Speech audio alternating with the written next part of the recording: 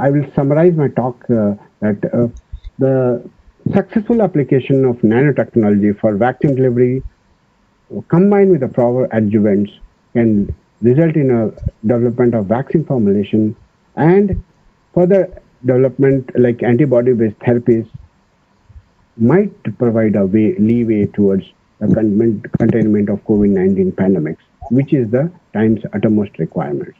So these two therapies definitely in coming days or months will be available in the market, and this can be a two important arsenals for fight against COVID-19. Okay, so I would like to end my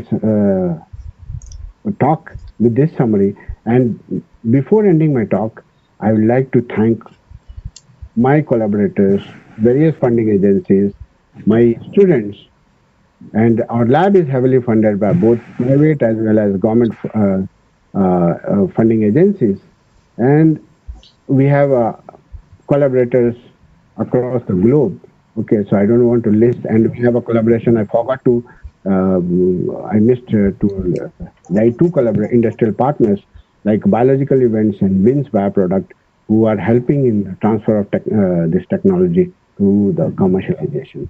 So with this, I would like to thank for your kind and patient hearing.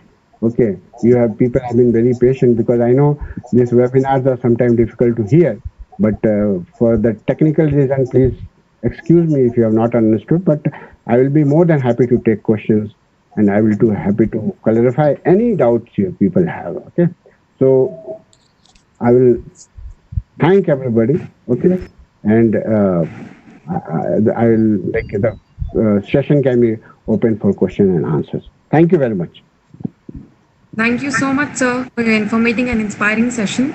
We'll go ahead and take some questions for questions now. So just a reminder to all the participants, please be sure to type your questions in the question box in the control panel. So we already have some questions here. Okay. It's like, sir, can COVID-19 spread through food as claimed by many via food packaging we order from hotels or purchase from malls? As I know, coronavirus cannot multiply in food. They need an animal or human host to multiply. Do you agree, sir? Kindly dispel the myth. Yeah. So this is a very general question. Okay. So actually, this is the method which we are also following. Okay. So if you see for any virus to replicate or they need a tropic cells. Okay. So they should have a target cell to replicate. But what happens? The virus, because when a patient will sneeze, it will be in the form of this mucus. So the virus will be encapsulated into a shell, which is a mucus, which will be a water droplets or whatever. So the virus can stay. CDC has shown that it can stay till 24 to 48 hours, if the temperature is not high. But there are reports that if you have more than 52 degree centigrade, 52 or I think 45, they have done like 80-degree Fahrenheit. It will be lasting for 2 minutes, something like in the outside environment. Okay. So when you talk about the shelf life of virus, okay, in Indian context, although they cannot replicate, but they can stay on the if you're buying a thing from mall or from where ACs are there. So for drying, it will take time. Okay, so the mucus has to dry. Otherwise, if it does not dry, the virus will be encapsulated and it will be live. Okay, so that's how it is reported. Better to either heat it or whenever you package food or any food from restaurant, I think better to microwave or whatever. So that virus is killed. Okay. Thank you, sir. The next question is, can antibodies treat the coronavirus disease, and can flies and mosquito bites transmit coronavirus disease? See, antibody, that's how we are working. Okay, so we are trying to have an antibody-based therapy for against COVID, and that's how, because antibodies are, see, one thing is there, if you talk about antivirals or any treatment, the major goal is to restrict the virus replication. Okay, to restrict the virus new infections. So how to restrict the virus in infection? We use a lot of drugs which prevents replication. So here what we are doing, we are using antibodies. So the antibodies will go and coat the viruses and it will restrict the infection. Okay, so this definitely this antibodies can work and for restricting the viruses. And what is the second question? Second part she asked. Can flies and mosquito bites transmit coronavirus disease? I don't know. Because see, no report has come, but most of the coronaviruses are not transmitted by fly. They are only zoonotic. Okay, and they are not arthropod-borne viruses. So, like arthropod viruses, they have a different mechanism of survival in the gut of the fly. Okay, like if you say a dengue or chikungunya or yellow fever, so if you say a malaria parasite, they survive in the gut of the arthropods. Okay, so there is no reports that which is stating that they can survive in the gut. Yeah. So I don't think any coronavirus has been reported like that. Thank you, sir. The next question is SARS seems very similar to COVID 19. Any effort to create a vaccine using antibodies from the SARS? Yeah, it's an excellent question. What happens? People have tried a lot of vaccine strategies for COVID, what you call as a 2002 to 2003. Okay, but as I have told in my lecture talk, that this virus has a lot of mutation because of recombination. So that's how the emergence takes place. So that's why we are not able to have a successful vaccine against the COVID-1. Okay. So people have not really focusing about the COVID-1 because COVID-1 is totally different. COVID-2 is different from COVID-1. So although if you have an infection with COVID-1, okay, although we can have vaccine against COVID-1, it may not be successful COVID-2 because these are two different entities. Yeah, go ahead. So what is the lifetime of the COVID disease on non-living things as it's spreaded from an infectious patient through droplet? Infectious patient to droplet. Yeah, that's why I told you. If a person, suppose he or she is working in a AC, continuously working in an AC, okay. So the AC, the humid environment will be for long. Okay. So and it can range from like 48 to 72 hours. The droplet can be. That's how people have been saying that. Okay, you wipe up with some disinfectants or some, use hand sanitizers, etc. So really, but if it comes to outside, okay, because outside heat is more. CDC has done a report that if it is more than 80 degree Fahrenheit, it will be the shelf life is 2 minutes. Okay. So if somebody is interested, I can share a paper. What is the shelf life of a virus in a different temperature condition? Okay. So now if you see the temperature is very high. So many of the infection which is happening is because of the indoors. Okay. So somebody is working AC, somebody is working mall, or so that could be a major source of infection. Thank you, sir. So there's one more question. Is there any monoclonal antibody developed for corona? If yes, how far it is efficient in treating the disease? Yeah, I told you there's a company which is called Eli Lilly. Okay, so they have Eli Lilly and other monoclonal antibody companies which are targeting spike protein. Already they have done preclinical trials and it is in a clinical trials. Okay, so they are claiming that they in 3 to 4 months it will be in the market. Okay, so I don't know about the efficacy because many of the preclinical data are not shared. So the one last question, sir. So how does virus mutate when it gets transmitted from one animal or one host to another? What is the actual mechanism behind it? See, this is a very general question. See, there are different mechanism of mutations and recombination. Okay, so there is a concept what we call as an antigen. What we call as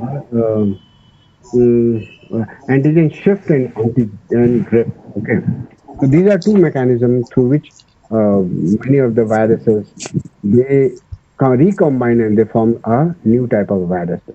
Okay, so these are some of the methods how antigenic drift and antigenic shift through which the many of the viruses they try to mutate. Okay, So one more question, sir. I'm sorry. yeah. But sir, can characterization and complete genome sequence of novel coronavirus from patients with pneumonia used to harm the patients during coronavirus checking at later stage? I didn't got. Can you repeat it again? Can characterization and complete genome sequence of a Mhm. novel coronavirus Mm, from patients with pneumonia mm. used to harm the patients during coronavirus checking at later stage? Used to harm corona patients, Yes, yes. but how it will harm? See, if you take a, yeah, it means you are saying that collection of samples. What? I didn't got the question actually. It's like if it can harm the patients during coronavirus checking at later stage. I don't think because see, the ultimate thing is when you take the sequence.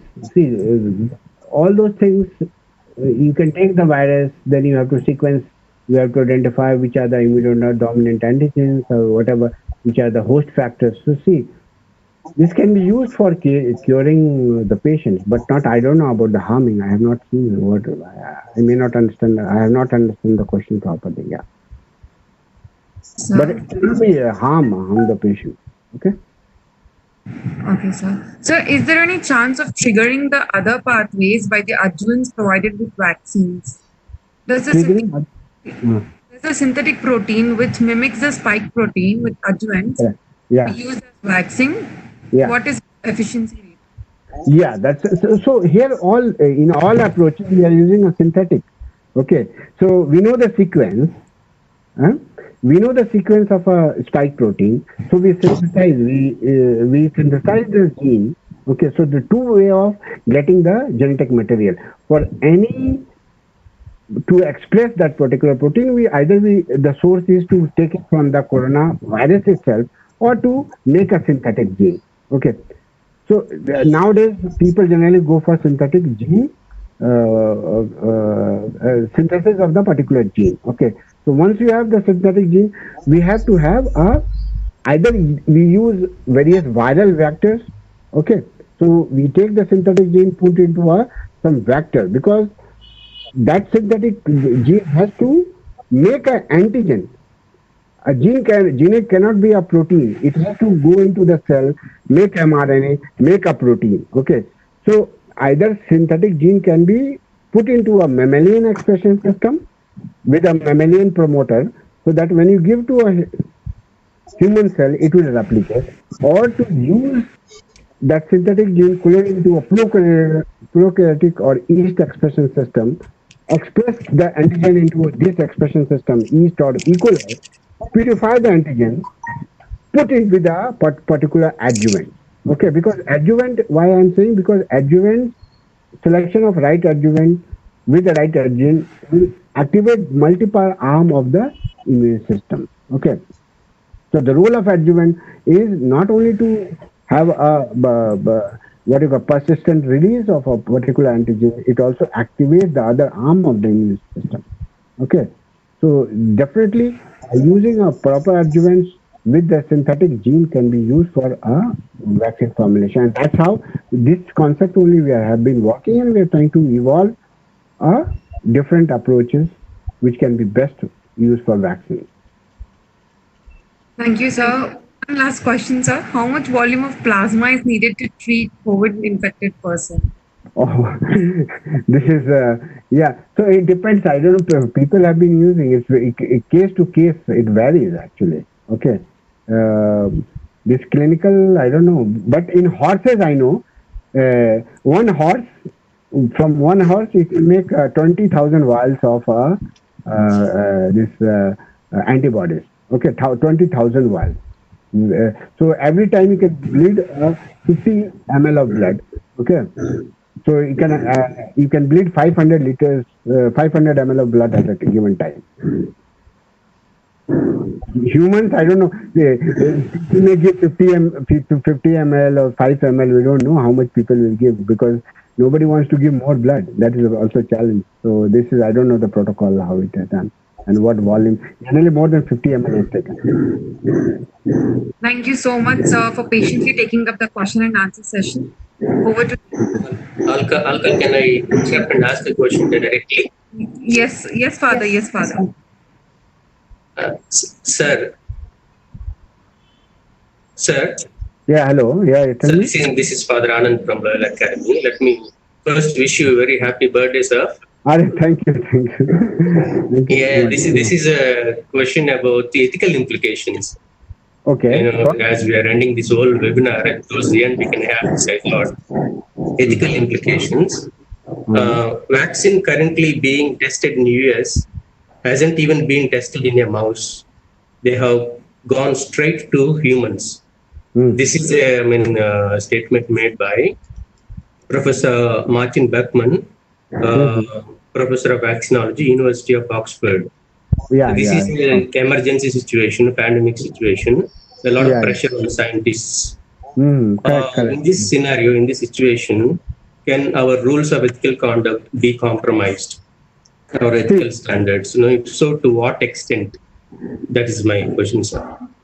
Very good question you have asked. See, like now, we have also come up, if you see in the newspapers, our name is continuously coming up for using an antibody raised in horses. Okay, so we are trying to use horse for raising antibodies in corona. Okay, so once we have antibody raised against corona, we have to get the antibodies, get into apply for DGCI, the Controller General of India license. Okay, and there are preclinical clinical trials. So, giving the scenario, the time it takes. Okay, so like for us also, it has been given by Home Ministry. It has been told. Okay, so we may not go to a preclinical in mice. We may directly go for clinical in the humans because this concept is already approved and it is quite there in the market for the more than 20 years. Okay, the antibody based therapy. So ethically what I mean to say is that okay, they have bypassed the animal study experiments. Okay, because animal and mice, these are two different models. So many of the time what happens, it may not work in human, the mice, but it can work in humans. Okay, Yeah. because there is no proper animal model still described for many of the corona related infections. If mice is not a good animal model to study the coronavirus. Okay, only the animal is we use as a non-primate model.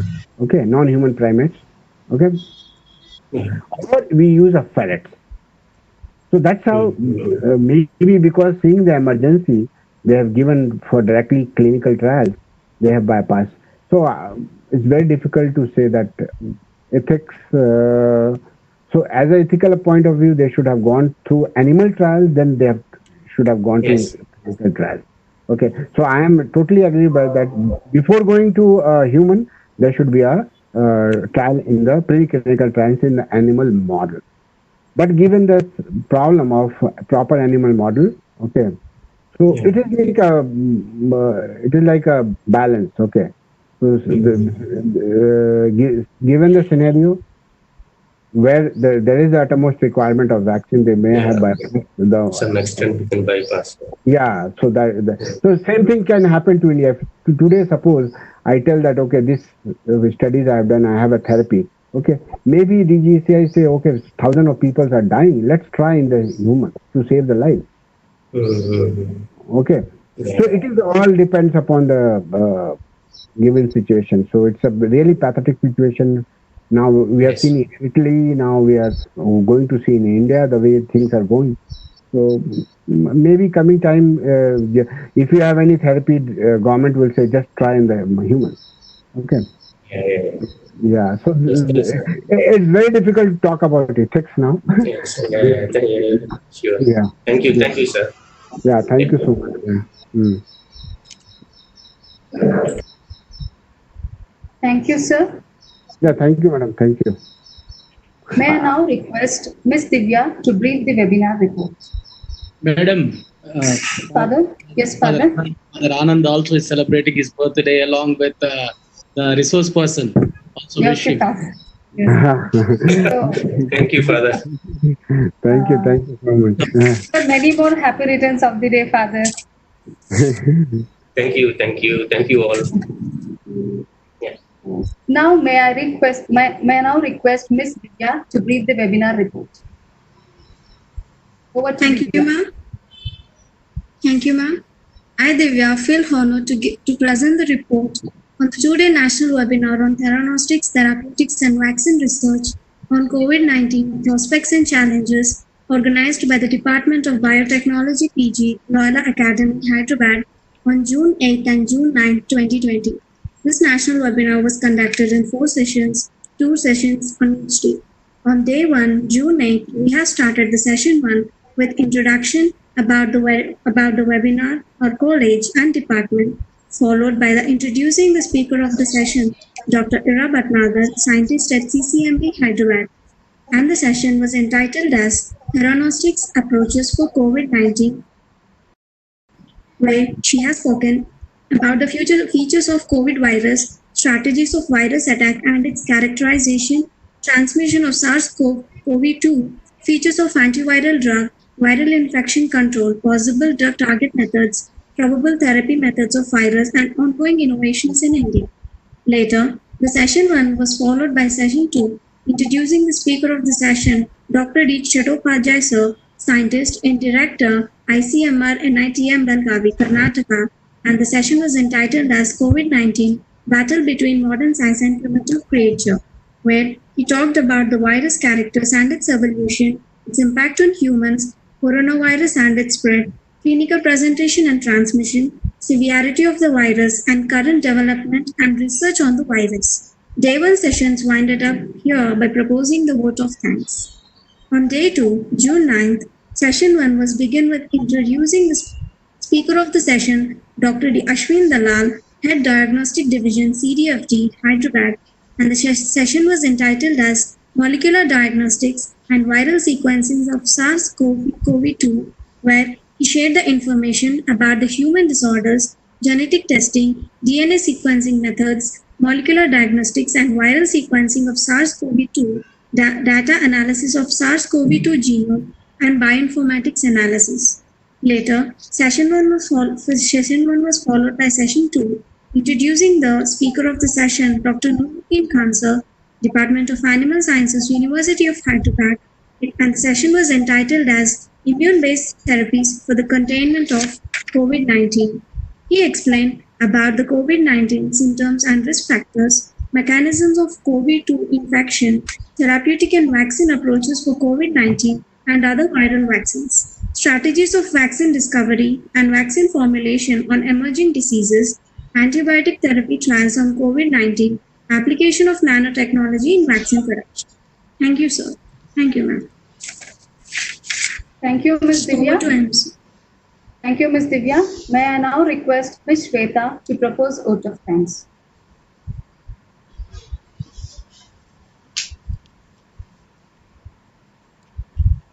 A warm and graceful morning to our valued speakers, management, faculty, and my dear friends. It's my privilege to propose a vote of thanks on this webinar. I, on behalf of Loyola Academy and the entire department and my own behalf, extend a hearty vote of thanks to the today's speakers, Dr. Ashwin Dalal sir and Dr. Noruddin Khan sir, for gracing your important work and sharing your findings and opening today. I would like to express our sincere thanks for the session, your views, giving awareness and guidelines regarding the trending global issue. I wish to express my gratitude for inspiring us. Thank you so much, sirs. I would like to thank our beloved HOD sir and all our faculty members for their moral support. I would like to thank each and everyone who attended the webinar.